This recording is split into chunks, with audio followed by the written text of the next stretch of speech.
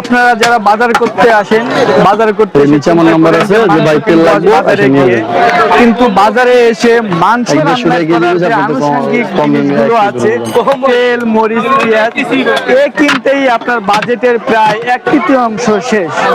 এখন আপনি মাংস কিনবেন কি করে, এই চিন্তা আপনাদের, এই চিন্তা মাথায় রেখে চার ভাইয়ের ভাসমান মাংসের দোকান নিয়ে আসছে আপনাদের জন্য বিশাল এক সুযোগ। আপনারা চাইলে নিতে পারেন আপনাদের পরিমাণ মতন মাংস।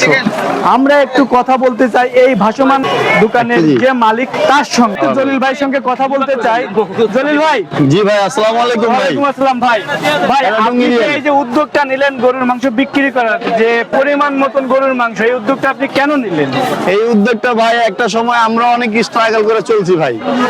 হাফ কেজি গোস, 1 কেজি গোস কিনতে গিয়ে আমাদের অনেক চিন্তা ভাবনা করা লাগছে। মাসের পর মাস গেছে কিনতে পারি নাই ভাই। আমার বলতে সমস্যা নাই, কারণ আমরা একটা সময় খারাপ সময় কাটাইছি ভাই।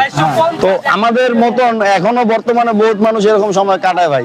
তো এই চিন্তা করে আমরা চার ভাই একদিন বৈশাখ পরামর্শ করে যে আমাদের দোকানে কোনো কাস্টমার যেন না ফিরে, তার যতটুকু প্রয়োজন, তার যতটুকু লাগে, সে যদি 500 টাকাও ইনকাম করে, সেও যেন গোস কিনা খাইতে পারে।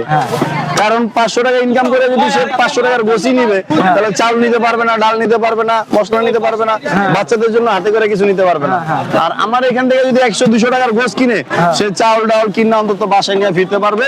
গরুর গোস রান্না করে ওই বাচ্চার মুখে তো অন্তত তুলে দিতে পারবে।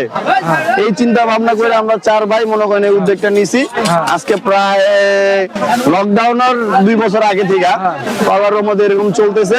ডেলি আসে, বেশি সংখ্যার মানুষ তো এভাবে আসে না, তাই কারণে এই প্রচারটা লেখা দেওয়া যে আসলে কতটুকুন থেকে মাংস বিক্রি করা শুরু করেন? মানে আপনি 1 কেজি না হাফ কেজি না 1 পোয়া, মানে কতটুকুন? মানে দাম যখন যেটা থাকবে মার্কেটে, ওই দাম আন্দাজে আপনার, ওই দাম আন্দাজে আপনার সে যদি 100 টাকা নিতে চায় দিব, 50 টাকা নিতে চাইলেও দিব, এরা 5 টাকা দিও। তার মানে দর্শক, আপনি যদি মাংস নিতে চান, আপনি 50 টাকা থেকে শুরু করে আপনি 100 কেজি 200 কেজি পর্যন্ত নিতে পারবেন।